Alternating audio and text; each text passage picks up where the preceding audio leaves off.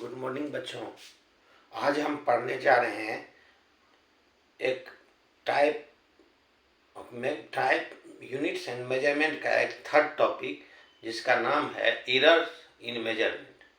हमने डिस्कस किया था पहले यूनिट्स एंड मेजरमेंट्स। जब हमने शुरुआत किया था उसमें हमने कहा था हम 3 टॉपिक इसमें पढ़ेंगे, जिसमें पहला हमने पढ़ा बेसिक कंसेप्ट ऑफ मेजरमेंट, दूसरा पढ़ा टाइप्स ऑफ यूनिट्स, आज तीसरा हम पढ़ने जा रहे हैं एरर्स इन मेजरमेंट। क्या पढ़ने जा रहे हैं?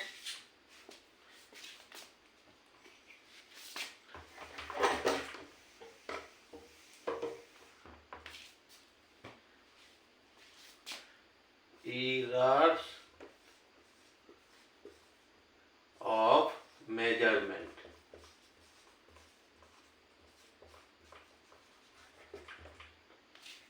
Basically, this chapter is practical part. You will learn this chapter in detail in your school and college when you will do practical in your school and college.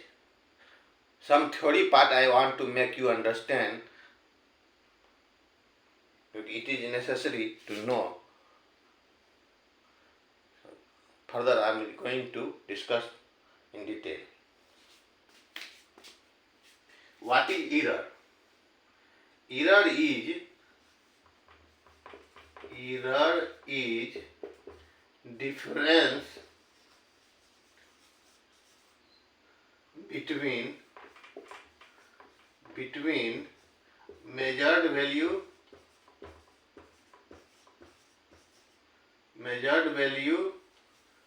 and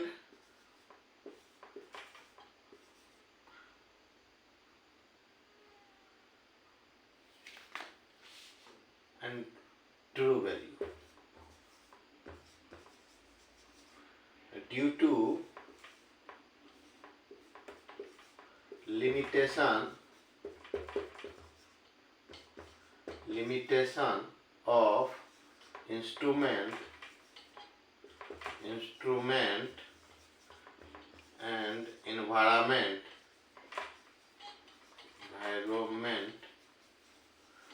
and human defect.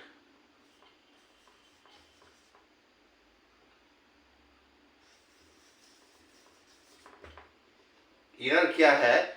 Error is a difference between measured value and true value due to limitation of instrument and environment and instrument and some error of human. तो अब आगे हम जानते हैं example के साथ।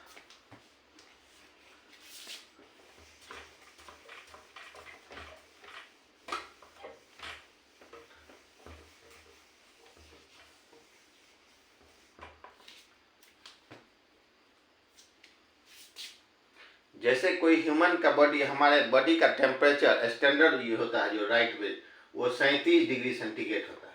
37 degree centigrade. हम suppose thermometer से अपना हम मेजर करते हैं, तो सपोज मेजर वैल्यू आ गया हमको 37.2 डिग्री सेंटीग्रेड। अब क्या हो गया? 37 डिग्री हो गया राइट वैल्यू, लेकिन हम मेजर जब किए उसमें आ गया 37.2 डिग्री सेंटीग्रेड। तो इस दोनों का जो डिफरेंस होगा उसी को क्या कहेंगे? एरर कहेंगे। अब एरर यहाँ क्या आ गया? 0.2 डिग्री सेंटीग्रेड। ये एरर बहुतों कारण हो सकता है। वो थर्मामीटर भी गलत दिखा रहा हो, या हो सकता है हमको देखने में कुछ गलती हो रहा हो, या हो सकता है इन्वायरमेंट का टेम्परेचर कुछ ज़्यादा कम हो, जिसके चलते हमारा थर्मामीटर कुछ गलत दिखा रहा है। इस तरह के बहुतों रीजन हो सकते हैं, वो आगे हम पढ़ेंगे। बेसिकली हम यहाँ समझ रहे हैं व्हाट इज एरर। अब इसको समझने के बाद हम समझते हैं टाइप ऑफ, कितने टाइप्स ऑफ एरर होते हैं।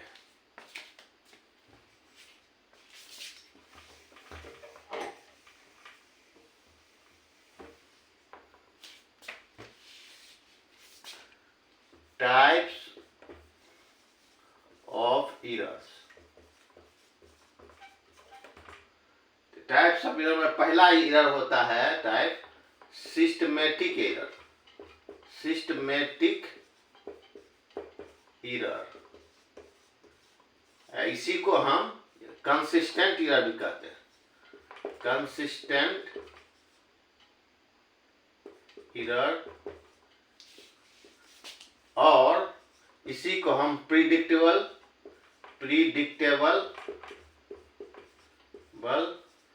एरर भी कहते हैं। देखिए, पहला हो गया आपका सिस्टमेटिक एरर, इसी को प्रिडिक्टेबल एरर भी कहते हैं, इसी को कंसिस्टेंट एरर भी कहते हैं। दूसरा जो टाइप होता है रैंडम एरर। रैंडम एरर, इसी को हम अनप्रिडिक्टेबल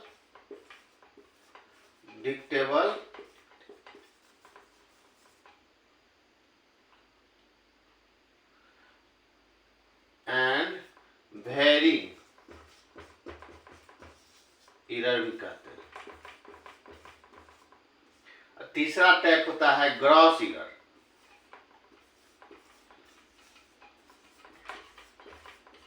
इसको हम ह्यूमन एरर भी कह सकते हैं।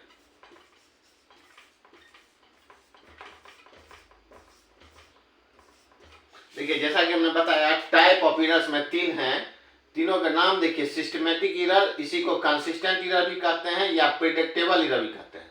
दूसरा टाइप है रैंडम एरर, इसी को अनप्रिडिक्टेबल एरर भी कहते हैं और वेरिंग एरर भी कहते हैं। तीसरा टाइप है ग्रॉस एरर, जिसको हम ह्यूमन एरर भी कहते हैं। अब देखिए, इस टाइप ऑफ एरर जो है तीन, इसके नाम से ही इसका डिफिनेशन पता चल जाता है। जैसे कि पहला है सिस्टमेटिक एरर या कंसिस्टेंट एरर या प्रिडिक्टेबल एरर।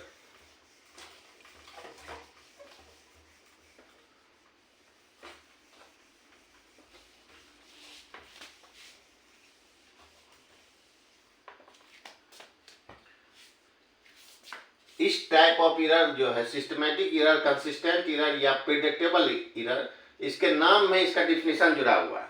नाम से ही देखिए, प्रिडिक्टेबल एरर, जैसे जिसको हम जान सकते हैं कि ये एरर जो कोई आ रहा है उसका कारण क्या है, या वो हमेशा एक कंसिस्टेंट, मतलब हमेशा एक ही टाइप का एरर दिखा रहा। सिस्टमेटिक एक ही तरह की एरर दिखा रहा, जिससे क्या होता है, हमको इस तरह की एरर में क्या होता है, हम ये पता होता है क्या करने से ये एरर हमको खत्म किया जा सकता है। This error can be rectified easily.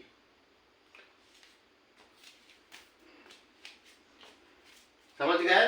पहला टाइप का एरर सिस्टमेटिक एरर में क्या कर सकते, इस एरर को हम ठीक कर सकते हैं, क्योंकि इसमें हम प्रिडिक्ट कर सकते हैं किस कारण से एरर आ रहा है।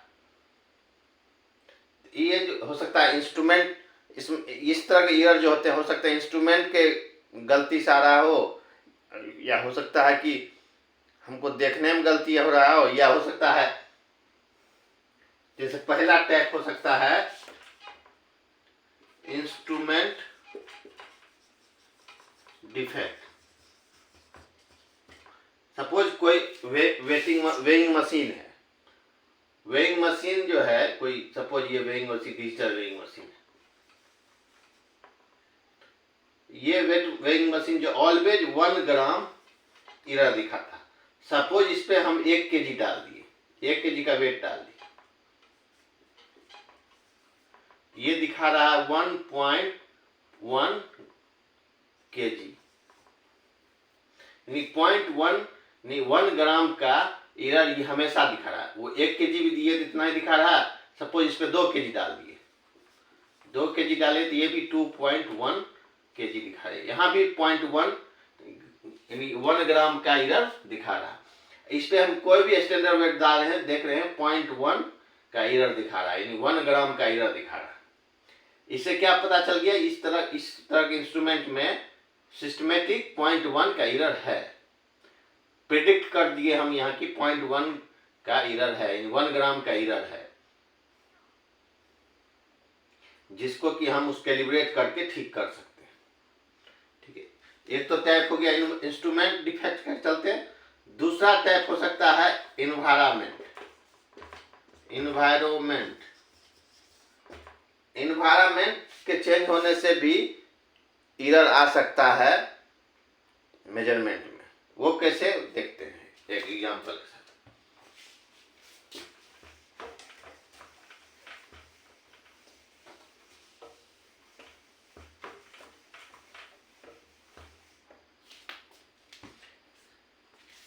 सपोज कोई रॉड है लोहे का, रॉड रूम टेम्परेचर हम मेजर करते हैं तो ये 5 मीटर है रूम टेम्परेचर पर। सपोज यहाँ टेम्परेचर हम बढ़ा के 50 डिग्री सेंटीग्रेड कर दिए। रूम टेम्परेचर जनरली 20 से 25 डिग्री सेंटीग्रेड के बीच में होता है। अब यहाँ टेम्परेचर हम 50 डिग्री सेंटीग्रेड कर दिए। तो होता क्या है, जब टेम्परेचर इंक्रीज करता है तो कोई भी मेटल का साइज बढ़ता है।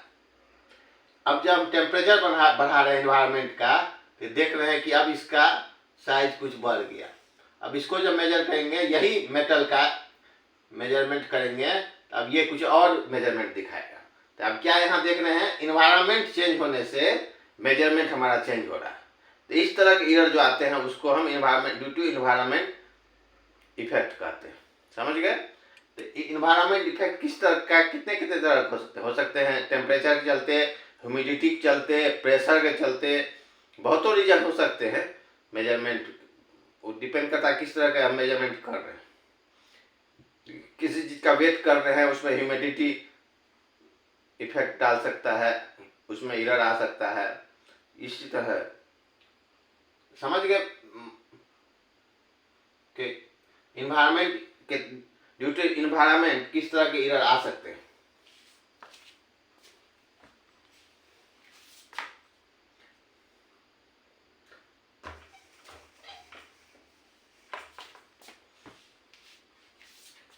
जैसे ड्यू टू इन्वायरमेंट इफेक्ट जो एरर आ रहे हैं, इसको भी हम रेक्टिफाई कर सकते हैं। क्यों, कैसे कर सकते हैं? Always maintain similar environment. अब सपोज यहाँ टेम्परेचर, रूम टेम्परेचर था 20 से 25 डिग्री सेंटीग्रेड, यहाँ हमारा टेम्परेचर हो गया 50 डिग्री सेंटीग्रेड।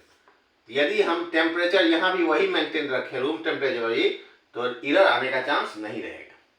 समझ गए ना?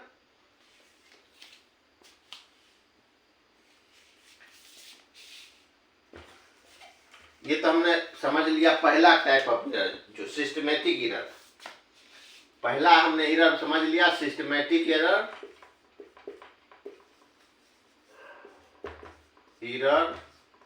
इसी को हम क्या बोले? Predictable error. इसी को हम बोले कंसिस्टेंट एरर।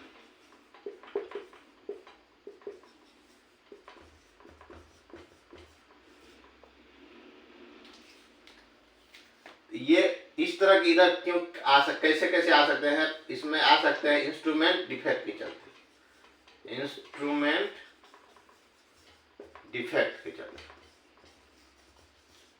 दूसरा टाइप आ सकता है इन्वायरमेंट इफेक्ट के चलते। इन्वायरमेंट इफेक्ट के चलते, जिसको हमने डिस्कस किया।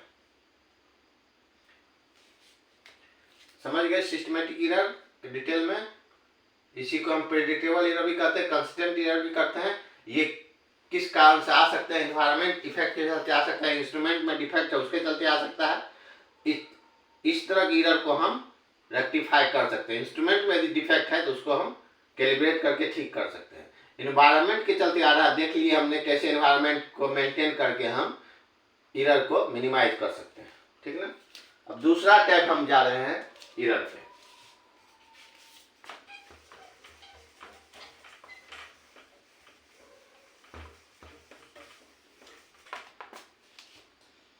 दूसरा टाइप हमने देखा रैंडम एरर।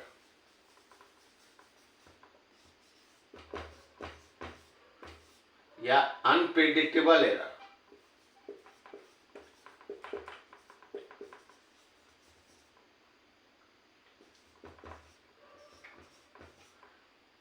या वेरी।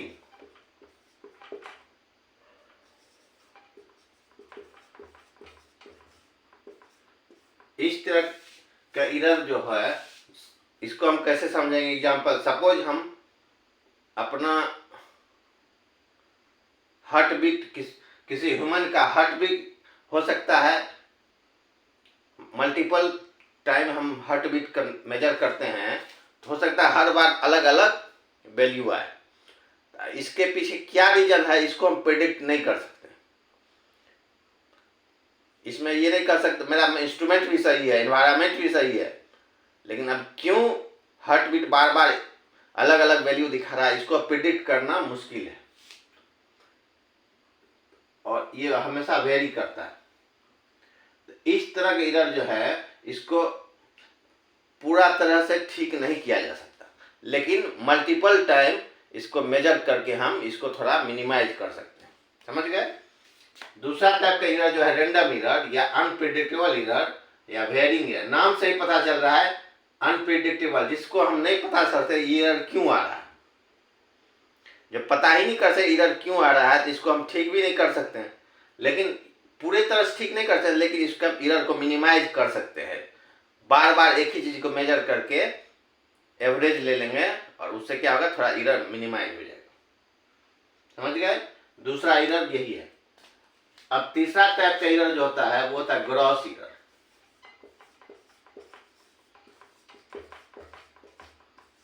इसको ह्यूमन एरर भी कहते हैं। ह्यूमन एरर कैसे कैसे हो सकता है समझते हैं। अब सपोज हम ह्यूमन से कुछ भी मिस्टेक हो सकता है, मिसरीडिंग हो सकता है, डाटा का रिकॉर्ड गलत कर सकते हैं या गलत इंस्ट्रूमेंट यूज कर सकते हैं।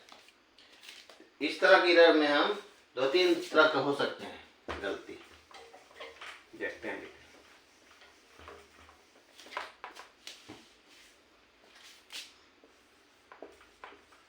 ग्रॉस एरर, इसमें क्या हो सकता है? मिसरीडिंग कर सकते हैं,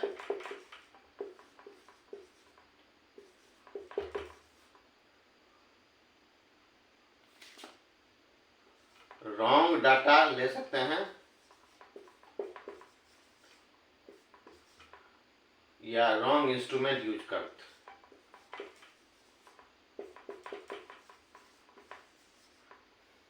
फॉर एग्जाम्पल कैसे गलती कर सकते हैं हम लोग, देखिए एग्जाम्पल।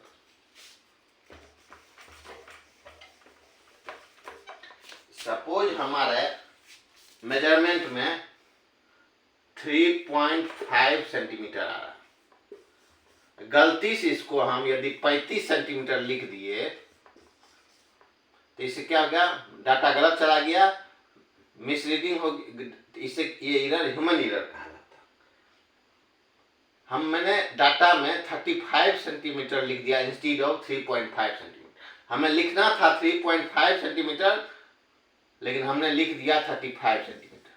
इस तरह की एरर ग्रॉस एरर के अंदर आते हैं। ये ह्यूमन एरर हुआ। अब हमने देख लिया तीनों टाइप का एरर। कौन कौन एरर हमने देखा? पहला देखा प्रेडिक्टेबल एरर, जिसको कहते हैं सिस्टमैटिक एरर, और दूसरा देखा हमने रैंडम एरर, जिसको कहते हैं अनप्रेडिक्टेबल एरर। तीसरा हमने देखा ग्रॉस एरर। तीनों हमने ढंग से समझ लिया। अब हम जानते हैं इस जब एरर को हम कैसे कम कर सकते हैं।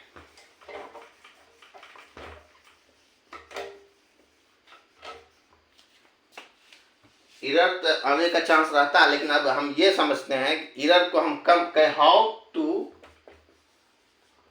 Reduce error. इसमें पहला कर सकते हैं टाइमली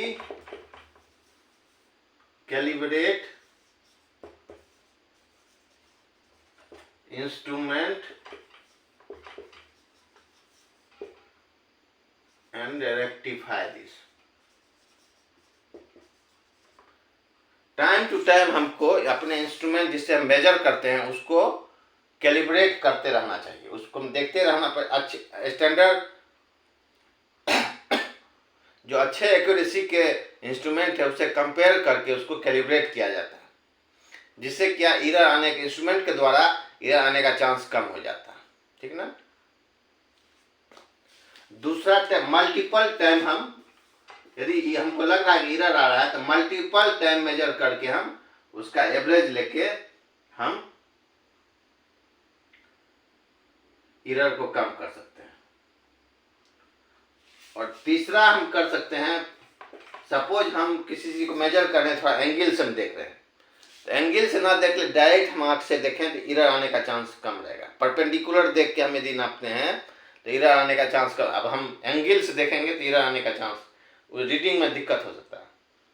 तो ये 2-3 टाइप हैं जिससे कि हम एरर को कम कर सकते हैं। ठीक है ना। हमने अभी तक ये बेसिक चीज समझ लिया एरर का। हम एक पॉइंट डिस्कस करते हैं आगे जो कि जरूरत है ये एरर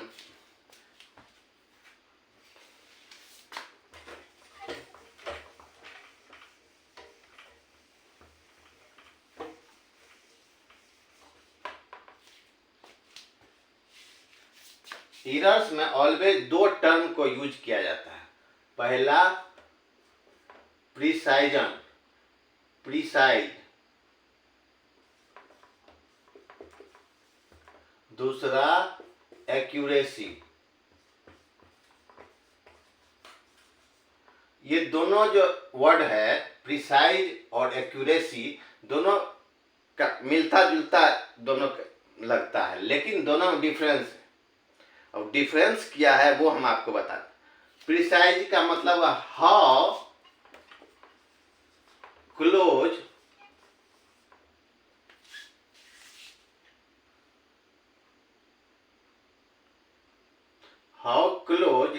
रिपीटेड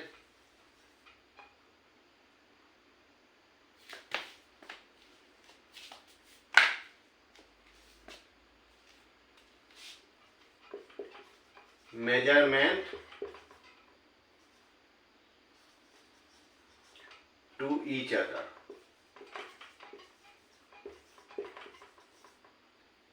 एक्यूरेसी का मतलब होता है how close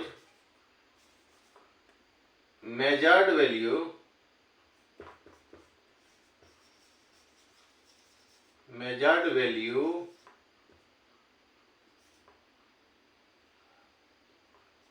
to the correct value।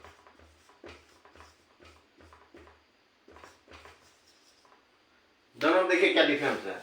Precise मतलब हाउ क्लोज रिपीटेड, हम सपोज किसी चीज को मेजर कर रहे हैं, हम बॉडी का टेम्परेचर मेजर कर रहे हैं, तो बॉडी का स्टैंडर्ड टेम्परेचर क्या आता है 37 डिग्री सेंटीग्रेड। तो हम बॉडी के टेम्परेचर हम यदि बार बार नाप रहे हैं तो हम देखते हैं कि आज 37.2 डिग्री सेंटीग्रेड के आसपास हमेशा दिखा रहा है। मतलब इसमें ये देखना है कि रिपीटेड मेजरमेंट बार बार कर रहे हैं वो एक दूसरे कितना क्लोज है। एक बार 37.2 आया, एक बार 37.21 आया,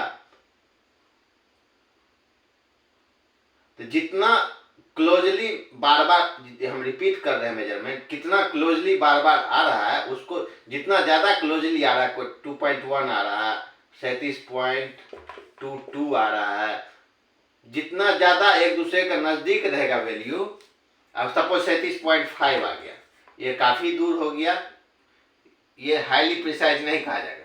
लेकिन जब ये 21, 2, 22 ये हाईली प्रिसाइज हो गया, क्योंकि ये तीनों रिपीटेड देख रहे हैं, रिपीटेड मेजरमेंट जो है एक दूसरे के बराबर क्लोज आ रहा है, लेकिन जैसे दूर जाएगा तो प्रिसाइजन कम हो जाएगा। सिंपली इसको हम समझते हैं how close repeated measurement each other, जितना ज्यादा नजदीक होगा रिपीटेड मेजरमेंट उतना वो प्रिसाइज कहा जाएगा। समझ रहे हैं बात को। सपोज एग्जाम्पल के हम साथ दिखाया आपको, फिर से हम आपको बताते हैं।